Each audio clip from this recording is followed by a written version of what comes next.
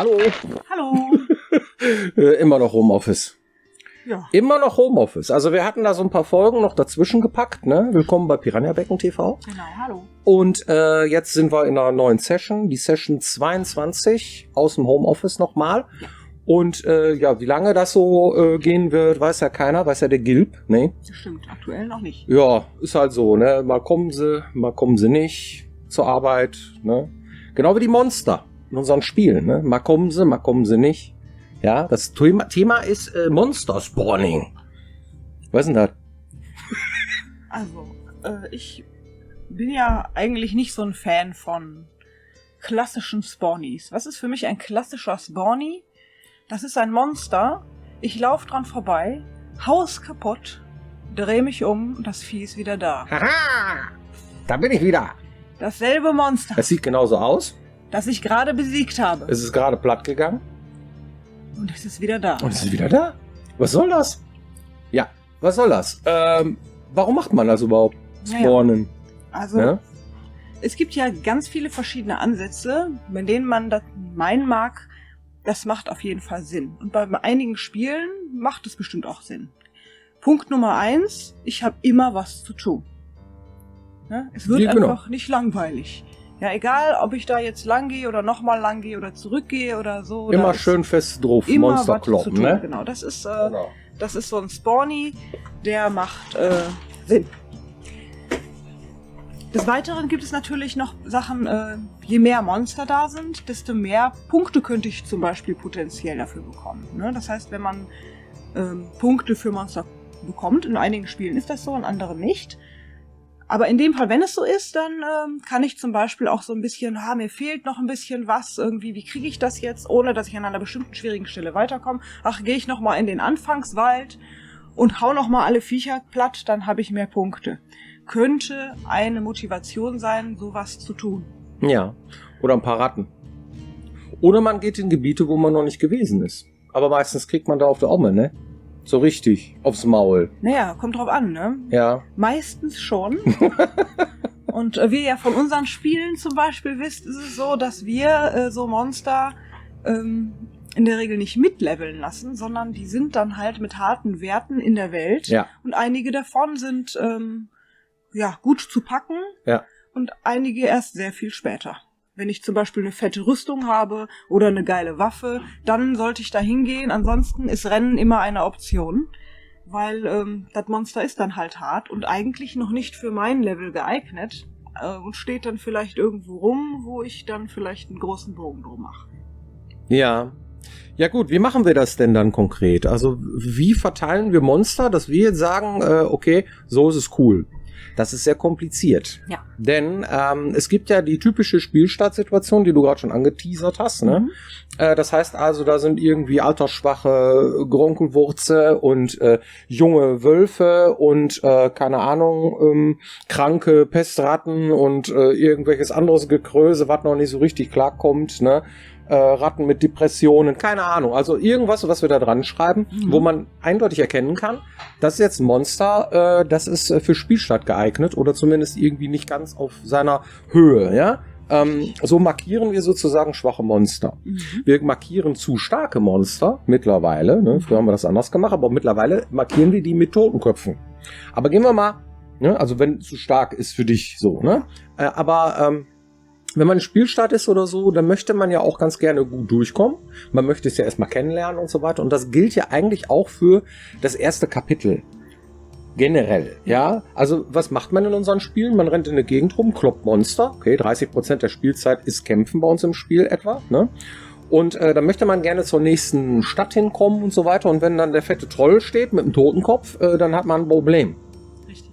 Das heißt, tendenziell, ja, nicht ganz päpstlich, ja, aber tendenziell ist es so, dass in den Gebieten, wo man sich bewegen soll, wo man als erstes im Spiel mal so ein bisschen explort, ja, wo wir von ausgehen, an den Stellen, wo wir davon ausgehen, dass 90% der Leute erstmal da anfangen und probieren, ihr Glück zu finden, dass da Kapitel 1 Monster rumlaufen, das Gemüse. Und sobald man von den Wegen abkommt, ja, wird's kompliziert. Ich sagte, es ist nicht immer so, ja. Ausnahmen bestätigen die Regel. Das heißt, wenn man sich komplett darauf verlassen könnte, wäre es ja alles easy peasy. Aber dann merkt man wieder die Mechanik an dem Spiel. Das heißt, man muss schon irgendwie gucken, eine gute Mischung zu finden. Ja, das heißt also, euch nicht zu frustrieren. Also wenn man jetzt im Spielstadtgebiet von Elex geht oder so, dann steht da irgendwo ein fetter Troll direkt hinter der Clerical Location, dieser schwere Weg mit dem Wühlergedöns. Ja. Und wenn man jetzt da langläuft, ja, dann haut der Troll dich um. Punkt. Da darf man nicht hingehen. Ja. Es gibt auch so ein paar, wenn die dann weglaufen, die laufen aus Versehen in die falsche Richtung, dann laufen die genau in ein Banditencamp rein. Ja. Und dann bist du doppelt tot. Ja, aber das ist halt die Welt. Ne? Irgendwo müssen wir ja unsere starken Monster hintun, sonst wäre es ja auch langweilig. Und komplett die ganze Bevölkerung der Welt austauschen. Am Anfang nur Hoddlywoods und seine Freunde, ja. Und danach irgendwie der Unhold und sein Kumpel, der Teufel, ne, aus der Hölle. Das funktioniert natürlich nicht. Ne? Und deswegen ist das, möchten wir gerne eine Erstverteilung, ja, das machen wir, eine Erstverteilung so machen, wie die Welt gemeint ist. Da gibt es nämlich eine weitere Parameter. Du wolltest was sagen? Naja gut, ich wollte sagen, dass der Vorteil des Nicht-Mitlevelns ist natürlich auch, und deswegen machen wir das ja überhaupt, dass im Grunde genommen der Erfolg, wenn ich später schaffe, so ein Monster zu töten, dann viel höher ist. Also wenn ich irgendwie, tada, du bist jetzt Level 10 und die Monster, tada, sind auch alle Level 10, dann merkt man nicht so, was man geschafft hat selber. Aber in unseren Spielen ist es so, wenn ich dem Troll jetzt erstmal ausweiche, dann komme ich später zurück und hau dem dann aufs Maul und schaffe es. Dann habe ich das auch geschafft. Dann habe ich mich so weit gespielt, dass ich das Monster irgendwie platt gekriegt habe. Und da gibt's auch so ein paar ganz Verrückte, die schaffen es dann irgendwie auch mit der rostigen Nagel und machen das so lange, bis die das trotzdem irgendwie immer wieder geschafft haben, das Ding platt zu machen. Und dann ist es irgendwann dann auch tatsächlich platt. Genau. Ja, das Dilemma und auch gleichzeitig ein großer Vorteil unserer Spiele ist, die Spielwelt ist halt groß und weitestgehend eigentlich von Anfang an ja auch zu belaufen. Maja? Also, du kannst die Welt von vornherein komplett begehen, theoretisch. Also das Einzige, was dich aufhält, sind irgendwie vielleicht mal eine Torwache und halt starke Monster, wo du noch nicht hin sollst. Aber eigentlich haben wir eine riesen Welt und du kannst überall hingehen. Und das bedeutet, es sollte auch überall ein Monster sein. Aber nehmen wir an, jemand wäre irgendwie wahnsinnig unterwegs und würde jetzt sagen, ich laufe durch das ganze Spiel und mache erstmal im ersten Kapitel alle Monster platt. Egal wie lange ich dafür brauche. Mit dem rostigen Nagel oder der interessanten Axt, die ich in der Ecke gefunden habe. Was nicht wenige tun auch, ne? So, es gibt viele, die grasen erstmal ewig lange rum, bevor die dann überhaupt diesen Wechsel ins zweite Kapitel machen, weil die alles einfach mal gesehen haben wollen. Und in diesem Fall kann man ja auch nicht sagen, so, wir platzieren jetzt alle unsere Monster, juhu, fertig. Ja. Das heißt, irgendeine Art von Spawnies brauchen wir dann schon. Wir müssen die Welt ja wieder auffüllen für die weiteren Kapitel und die Leute, die wirklich fleißig grasen. Und da gibt's halt mehrere Möglichkeiten.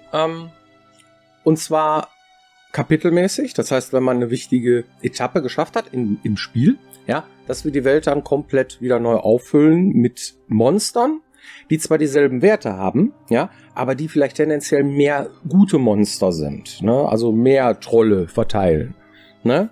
Also die typischen Dinger gibt's ja auch noch in Mittelfeld, da gibt's ja eine ganze Menge oder so. Das sind ja nur die Extremfälle.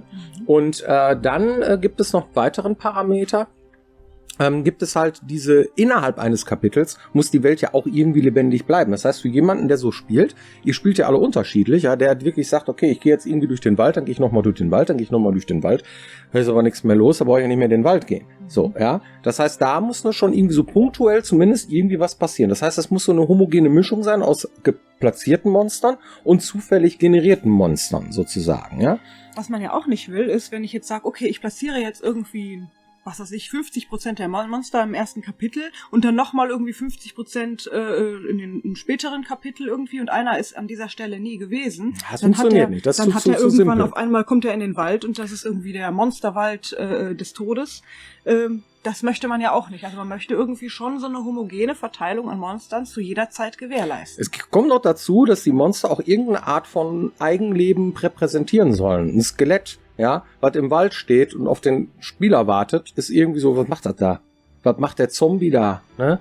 Ist ja nicht mal ein Friedhof hier. So, ja, das ist natürlich auch so eine Sache. Das heißt, man muss auch das schon die irgendwie intelligent so wiederkehren lassen, ne? Dass die nicht immer an derselben Stelle, aber zumindest im selben Gebiet irgendwie thematisch dazu passen. Ja, Eiswelt, Lavawelt, Wüstenlevel und so weiter. Und diese Monster haben ja alle unterschiedliche Größe, unterschiedliche Funktionen, unterschiedliche Locations, wo sie eigentlich beheimatet sind. Das kommt noch oben drauf. Ne?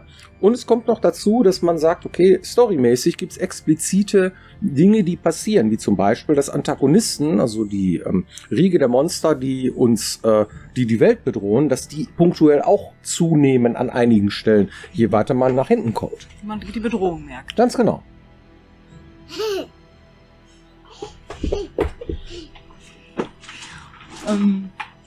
So, und dann gibt es noch die Schlachten, die man führt. Das heißt also, von der Story kommt man auch irgendwo hin und irgendwas passiert da. Ne? Das heißt, die Welt verändert sich auch noch. Das ist auch meistens händisch gemacht. Das wird nicht über einen Automatismus gemacht, sondern tatsächlich, hier ist jetzt die Schlacht der Alps gegen die Berserker oder irgendwie sowas in der Art. Ja. Und solche Dinge hast du halt tatsächlich geskriptet, kann man sagen so. Ne? Das heißt, die machen wir tatsächlich dahin, genau an diese Stelle, mit ihren Tagesabläufen auch noch, ne? Dass der eine irgendwie Zeitung liest, der andere irgendwie, keine Ahnung, rumläuft und so weiter und solche Dinge. Das heißt, das ist ein sehr, sehr vielschichtiges Thema und gar nicht so einfach zu beantworten. Ja. Ne? Also man macht da schon eine ganze Menge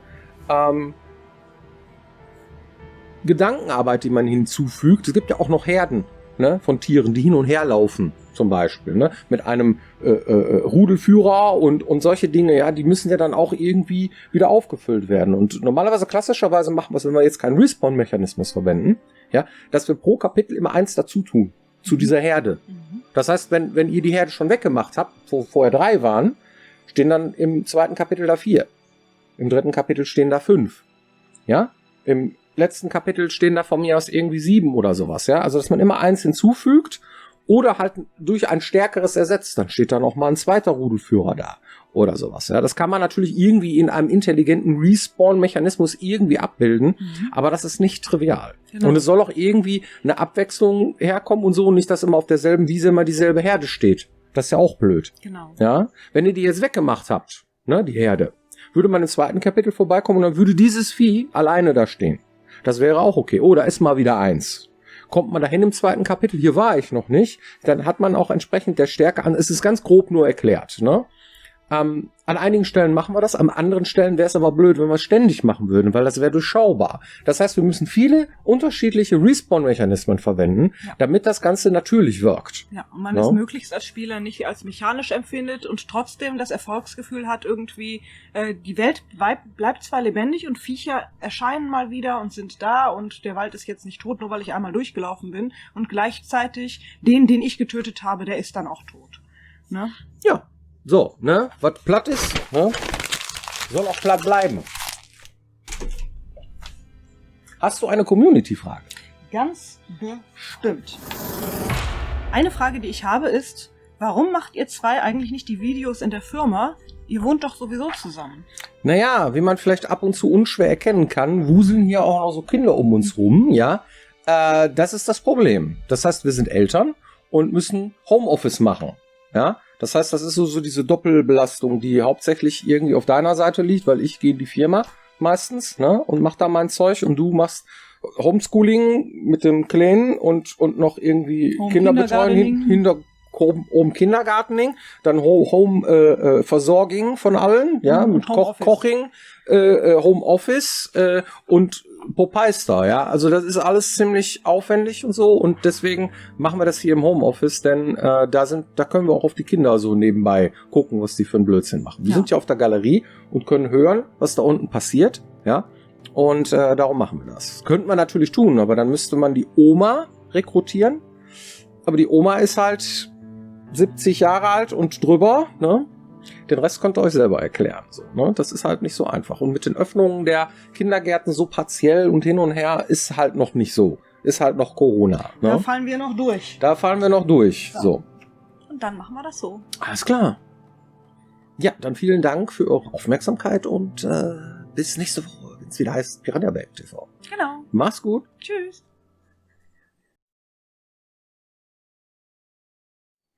Ja, ab und zu ist mal einer da und ab und zu nicht, ne?